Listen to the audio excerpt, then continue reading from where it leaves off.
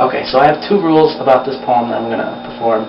And the first rule is, please don't try guessing candy bars. For your sake and my sake, don't guess what candy bars. And the second one is, enjoy. This takes a lot of heart, and I'm surprised I was able to do it. Okay. This poem is called Letters to Candy I Never Sent. And first off, as a prelude to this dude's way of expressing himself, I just want to say, I'm sorry. September 23rd, 2006. Twix. She was my first, and oh god, I melted for the worst. Holding it gently, I chomped again and again. Soaking up the caramel, yeah, it was legit. At the audience, not looking for safety, I bit. And I could express to you what I did with actions, both active and still, but I think words will take their fill. I bit my finger! What? It hurt. Hurt like hell, actually. And I wished I could switch for a Band-Aid in my cross-covered first aid, but I couldn't find one. Not one. Not in a Hershey decoration or a simple pale one for the occasion. Oh well. And oh well was my mood as I exited the room, closing the door and leaving all discreet. I took a left up at Dean Street. And you know what? Out of every fix, I've never regretted that Twix. But something was born that day, and for 3 years I stayed, wanting peanut butter, chocolate, and any other kind of butternut I can get my hands on. Quite literally, with nostalgia, I say it bitterly. I was a child in front of rows of chocolate glory. But back to my story, and how I bit my finger. Better yet, speaking of fingers, soon Butterfingers came in months later, and damn, I overate her. The taste and smell of PB without the jelly always lingering on my lips. And you know me, letting it give me the super power trips. But not power trips the kind that people like, but the kind that make me say, fuck my good eggs. Hand me some chocolate. Like I said, Butterfingers had stated she only wanted me to tell her this. No. I can't say that. For if I do, she'll want more. Must stay strong and head back to the candy store. Power rose in him months after being born, and he didn't give me time to mourn. Only fly, imbibe, dip and dive, falling at the swirls of heart-clouding carelessness. I surrounded myself in white chocolatey goodness. Feeling ready and bouncing like a baby boy, I started pulling candy, starting with an almond joy. She was horrid if you knew how I felt about coconut. So aisle by aisle I went and took a strut. Finding, then trying, on Christmas under the snow-covered roof, I tasted a quite not ready Baby Ruth. But I was in the fast lane, or whatever had control of the speed train. It pushed full gear, not waiting for her to ripen. So I went out to Milky Way and sang right then. This shooting star was a blazing, and not a metaphor to outer spacing, no. She was small and tasty, with an attitude that was all too hasty. But it didn't matter to me, because soon came the binge. 100 grand in good bar, tossing rappers onto our shared land, and I had gone too far. Playing games in a simple trap to catch that Kit Kat and payday. Even my mother wanted me to stay away. But my greed for them yummy bars brought me shiny eyes, wide, glazed like stars. And I found myself taking 2 of the 3 musketeers, ignoring all the tears, jumping to Reese's, shattering the heart's puzzle into tiny pieces. I wrapped myself up in crunch, and I was out the door before brunch.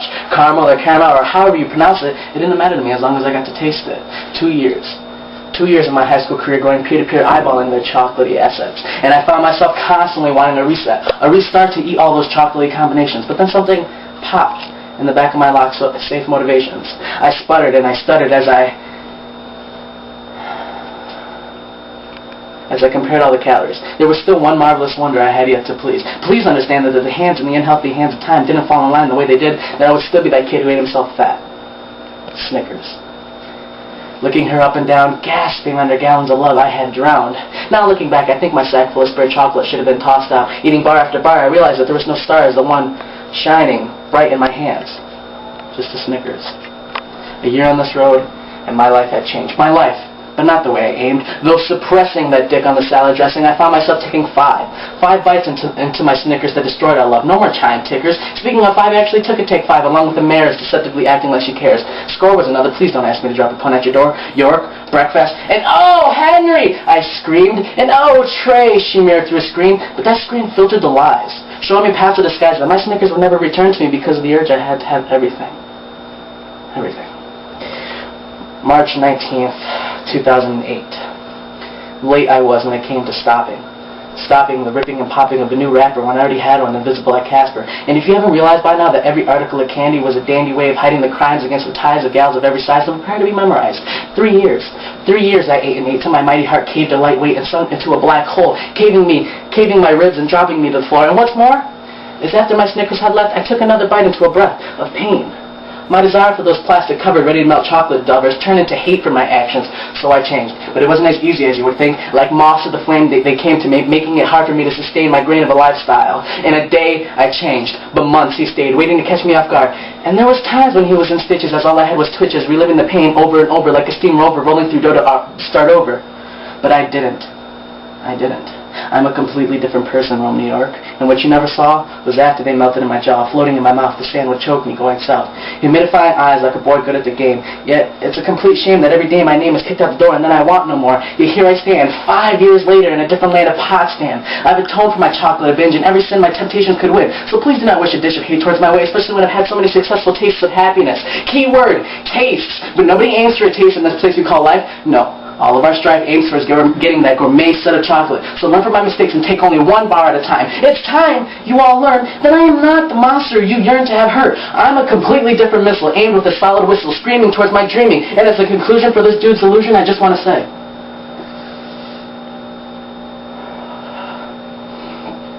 I wish you all a very long, healthy, prosperous, strong life. And I just want to say, I'm sorry. With all my abused heart, Tre.